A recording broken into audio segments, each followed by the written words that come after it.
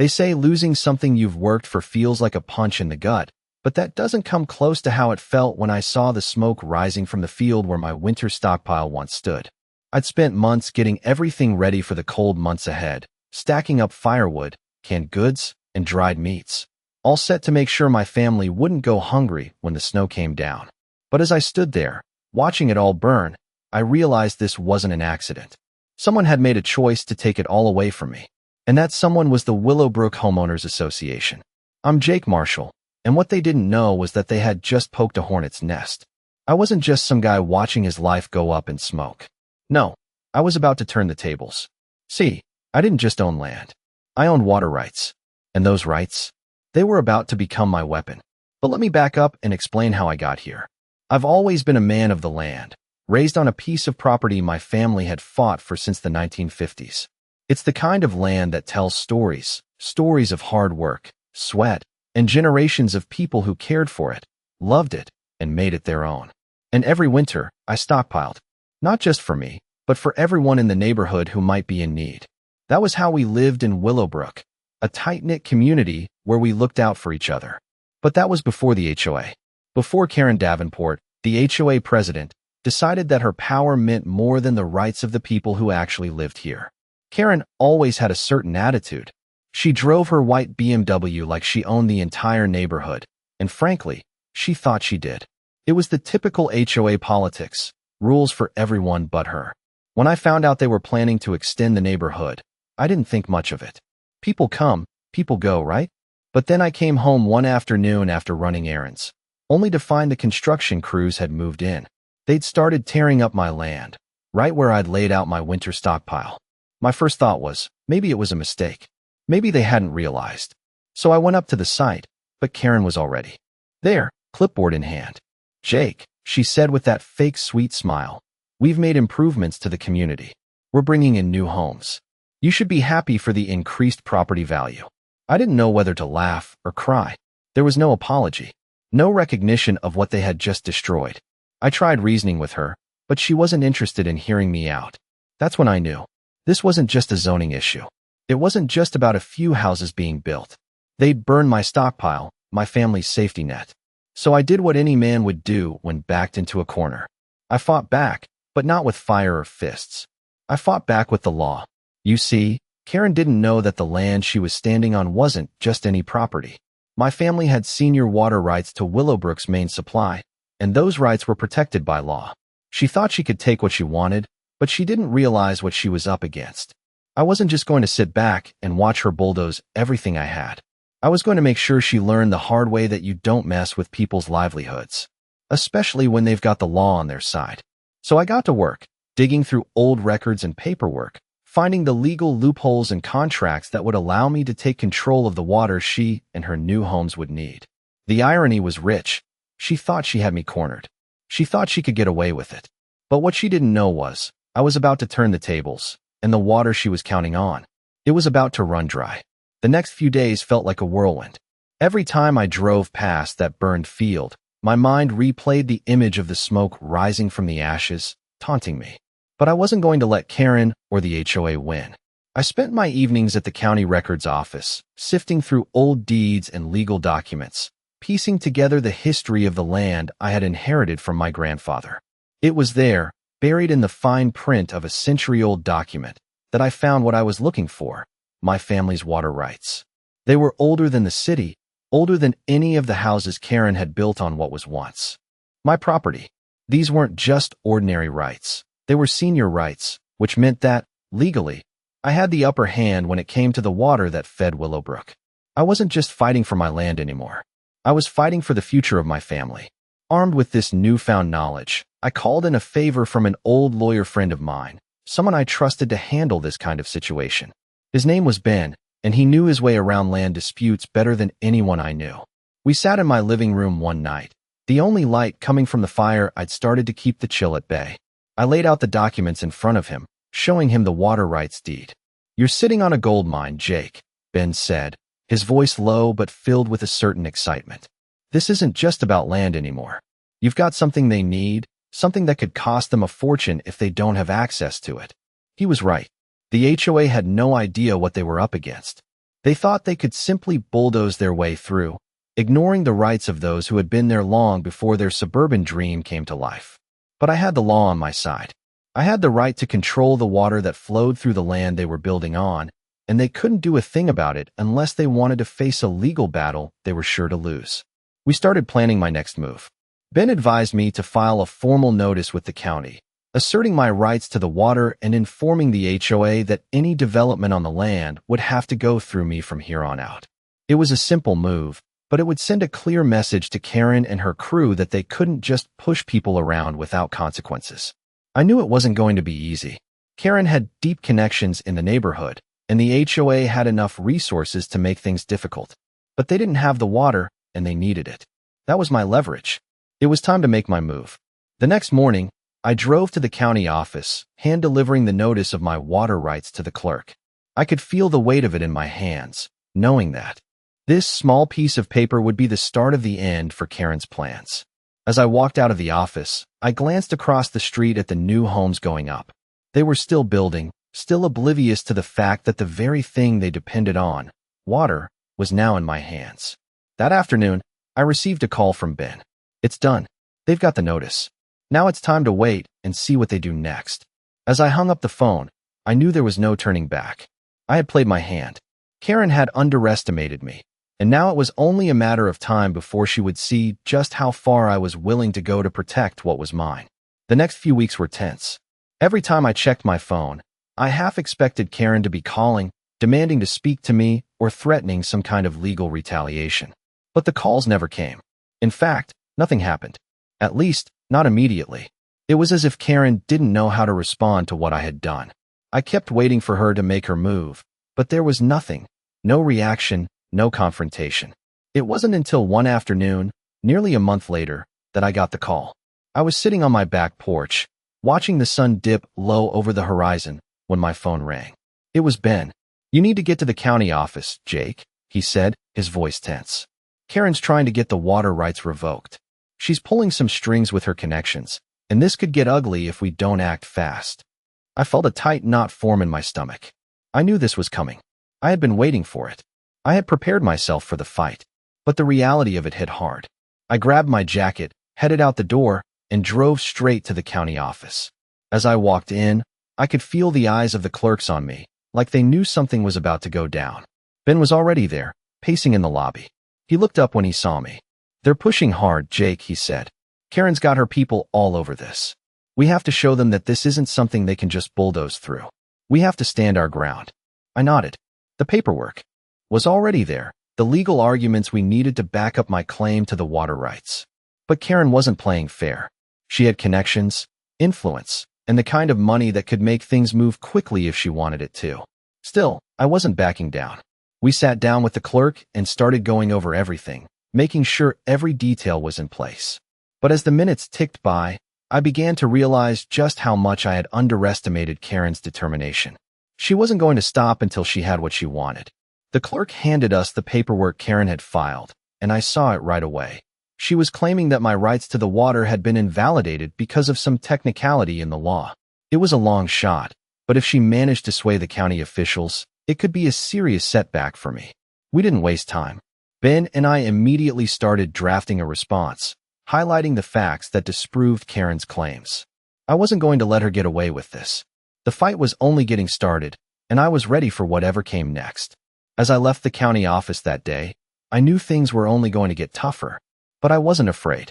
I had the law on my side, and that was a lot more than Karen could say. As the weeks went on, the pressure continued to build. I kept my focus, refusing to let Karen or anyone else push me into making a hasty move. Ben and I were still at it, drafting legal responses, fighting her claims one by one. But there was always the nagging thought in the back of my mind. How long could this last? How long before the HOA finally tried to take it to court? Then, one afternoon, the answer came. I was at home when I got a call from Ben. "It's happening," he said, his voice tight. "The county scheduled a hearing. Karen's pushing to revoke your rights to the water. We've got to show up and fight this head on." My stomach sank. I'd known it was coming, but hearing it out loud made it real. I wasn't just fighting for my land anymore.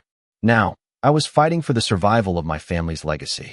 I spent the next few days preparing, going over the legal documents, the evidence, every scrap of information I had gathered. The hearing was set for early the following week. When the day finally came, I woke up early, trying to shake off the nerves that were creeping in. I suited up and drove to the county building, the weight of the situation heavy in my chest. As I pulled into the parking lot, I saw Karen's car, that white BMW, parked at the front. She was already here, and I could almost feel her smirk from a distance. She knew this battle wasn't over, but neither did I. I walked into the building and met up with Ben, who was already there, looking over the documents one last time. We went into the hearing room together. Karen was already sitting at the front, chatting with her lawyer, her usual air of superiority in full force. When the proceedings began, the county official, a no-nonsense woman in her 50s, called the room to order. "We are here to discuss the dispute over water rights between Mr. Jake Marshall and the Willowbrook Homeowners Association," she said, her voice firm. The tension in the room was palpable as Karen stood up, giving her argument first. She spoke with authority, using every piece of influence she could muster.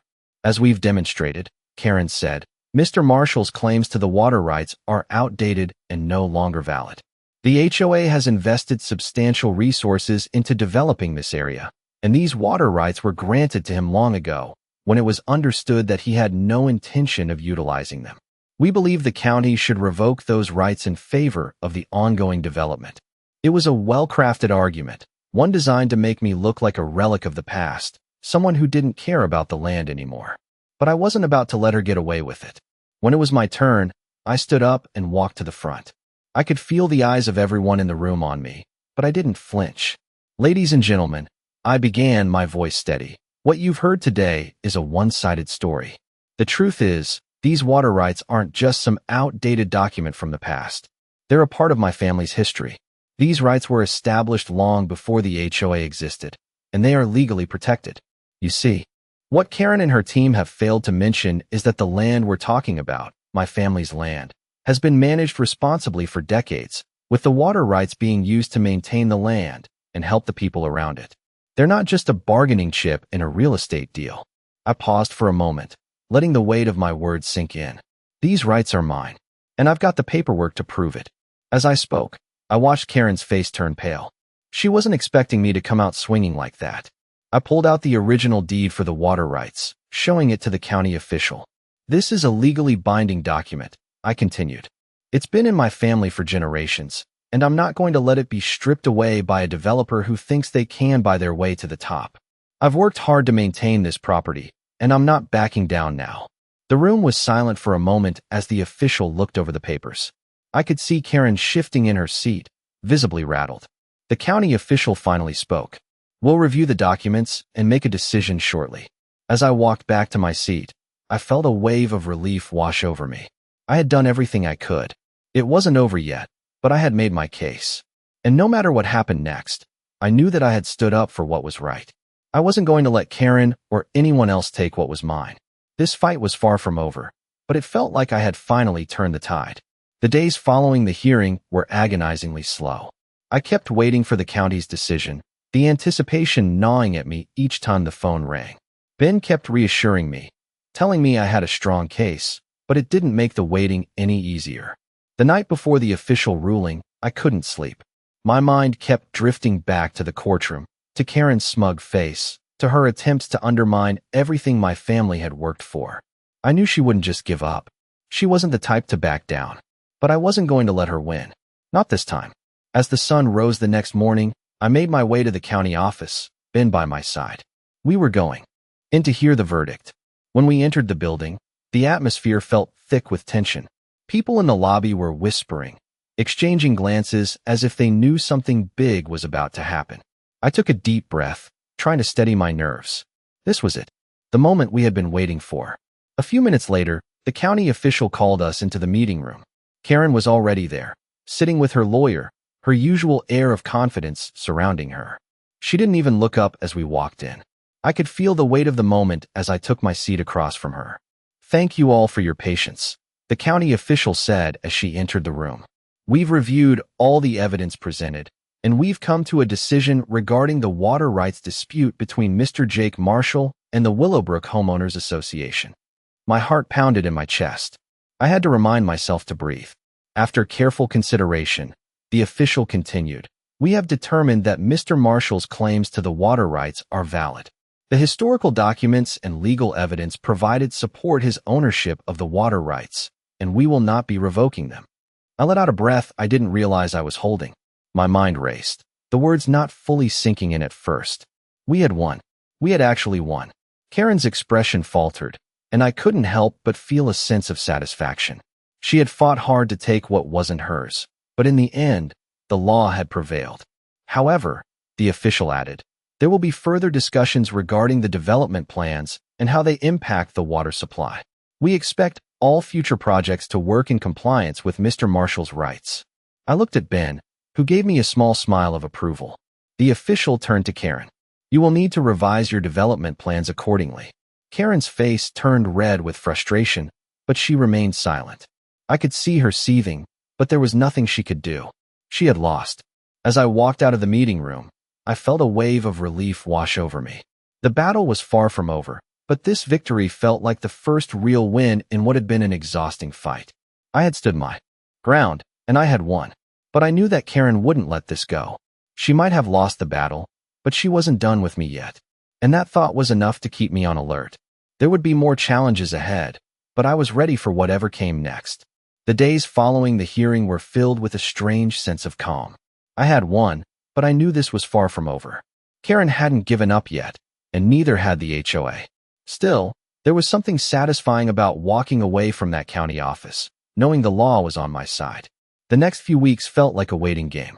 I kept an eye on my land, watched as the HOA continued to push forward with their development plans, but nothing major happened. No sudden moves, no calls from Karen. I thought maybe, just maybe, she had decided to back off. But I was wrong. One morning, I received a letter in the mail. The envelope was formal, the kind you get when something serious is about to happen. I opened it slowly, already knowing what it contained.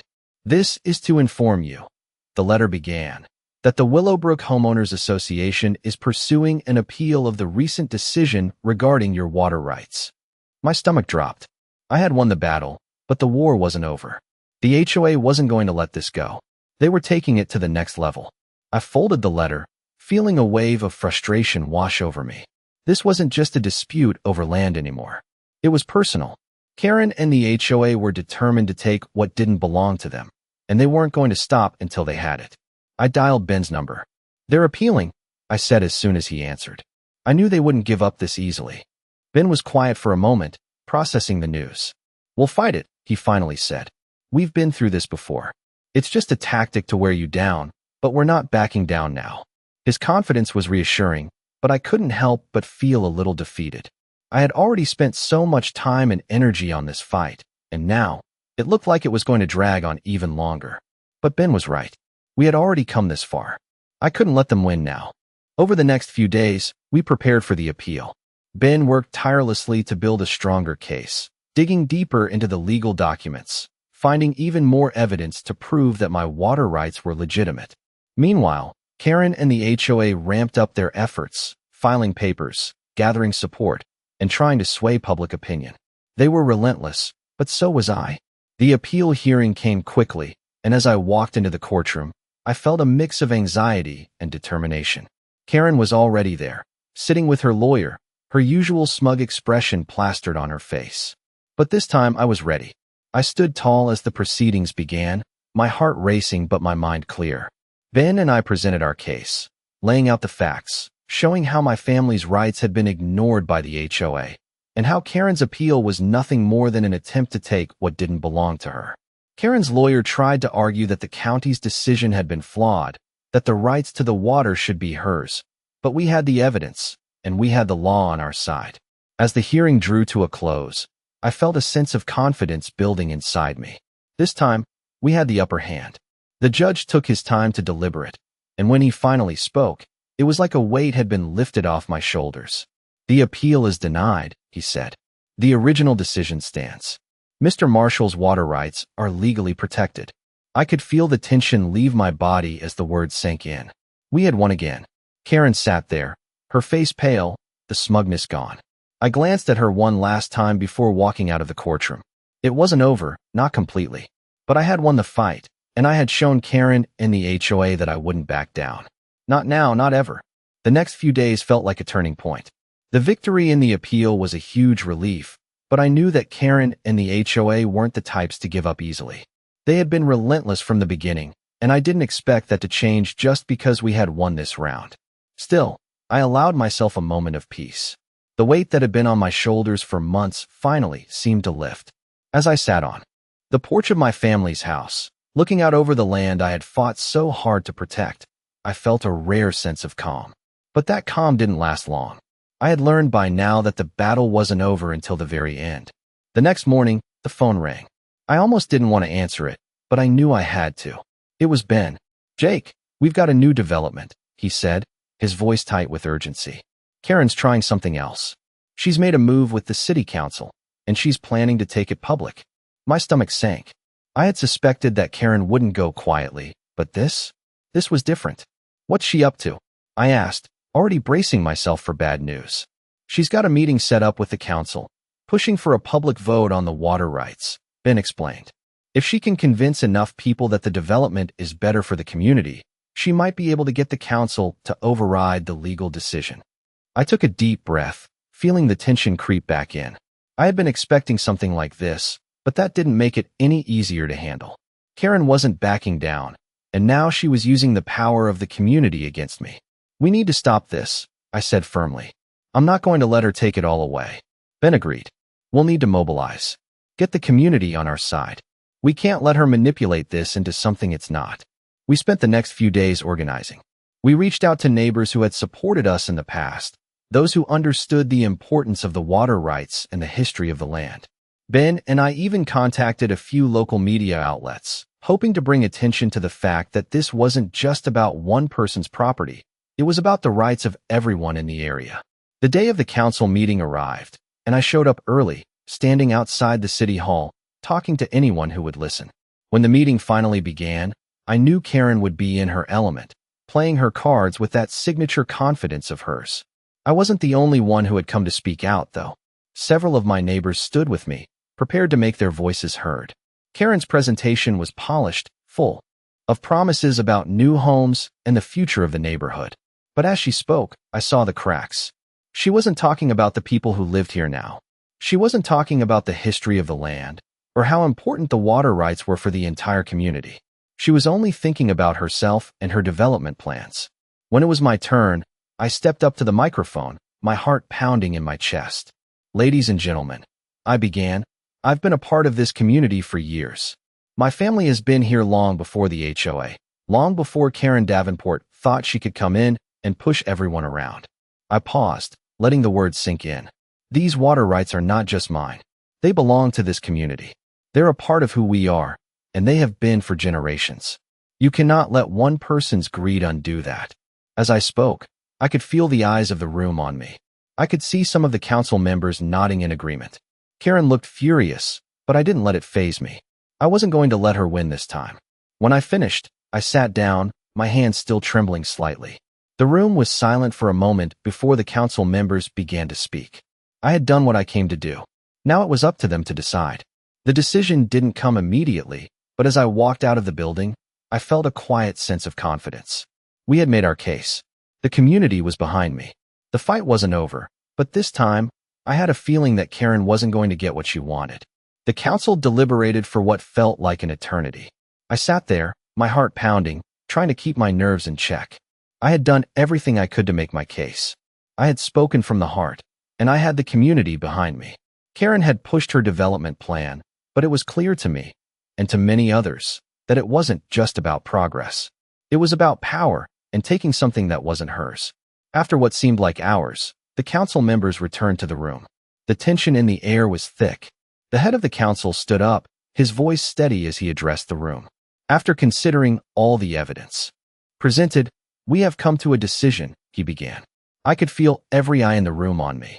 I leaned forward, waiting for the words that would either end this fight or send it spiraling into another round. "We stand by the decision made in the previous hearing. Mr. Marshall's water rights are valid and will remain in place. The development plans will need to be revised to accommodate these rights. A wave of relief washed over me. I didn't even realize how tightly I had been holding my breath until I exhaled. We had won. The room erupted into quiet murmurs, but I didn't care. I had done it. Karen, on the other hand, was visibly stunned. She sat there for a moment, her face drained of color, before standing up to leave. I could almost hear the frustration in her footsteps as she stormed out of the room. I stood up too, making my way to the front as the council members continued their discussion. Ben met me halfway, giving me a firm handshake. "You did it, Jake," he said, his smile wide. "This is your win." I couldn't help but smile back. It wasn't just my win. It was the community's win. We had all fought together, and it had paid off.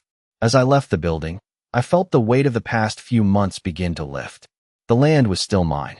The water rights were still mine. And more than that, I had stood up for what was right, even when it seemed like the odds were stacked against me. It wasn't over, not completely. I knew Karen would find another way to fight back, but I also knew that I had the strength to face whatever came next. As I drove home, the familiar roads felt different, lighter somehow. For the first time in months, I felt like I could breathe again. The fight wasn't over, but this chapter had closed, and I had won. I had protected what mattered most: the land, the legacy, and the future of my family. The days that followed the council's decision were filled with a strange sense of finality, but also a cautious optimism. I had won, but Karen was still out there, and I knew her well enough to understand that she wouldn't just walk away quietly. The HOA had tried their best to take what wasn't theirs, to bend the rules and manipulate the system, but in the end, the law had worked in my favor. Still, as the weeks went on, I couldn't shake the feeling that there was more to come. I kept my eyes on the property, watching the construction crews continue their work around the edges of the land, their progress slowed by the legal restrictions I had put in place. They couldn't touch the water, and I made sure to remind them of that every chance I got. I was starting to settle into a rhythm again. I kept busy with the land, with the crops, with the small repairs around the property that had been neglected during the long legal battle. One evening, I was sitting on the porch, enjoying a rare moment of quiet, when my phone rang. It was Ben. "Jake," he said, his voice calm but serious. "We've got another issue. Karen's trying to pull a fast one again." My stomach sank.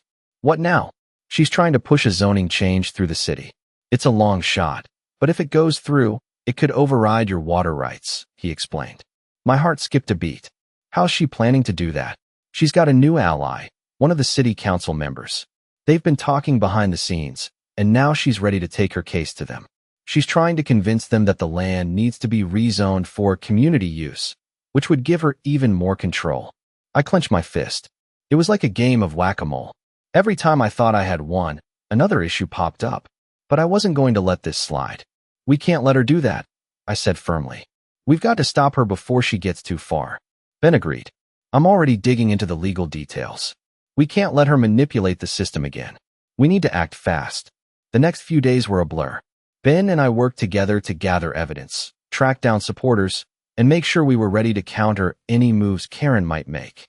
We contacted other council members, friends of the community who were on our side, and made sure the zoning change wouldn't get any traction. I wasn't going to let Karen win this time, not after everything we had been through. When the meeting finally came, I was ready. I showed up early, walking into the city hall with a sense of purpose. I wasn't just defending my rights anymore. I was defending the land, the water, the future of my family, and my community. The council meeting was tense, the room packed with people.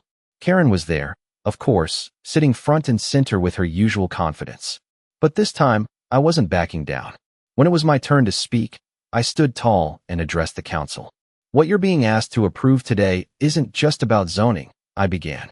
"It's about letting one person control a resource that belongs to everyone. The land, the water, the community. These are not things to be taken lightly. We cannot allow greed to rewrite the rules. This land has been in my family for generations, and I will fight to protect it. I will fight for what's right." I could feel the weight of my words in the room. As I spoke, I saw some of the council members nodding, others looking uncertain. It wasn't just about the water rights anymore. It was about the bigger picture, the integrity of the land and the people who lived on it. When the council took its vote, the result was clear. The zoning change was rejected.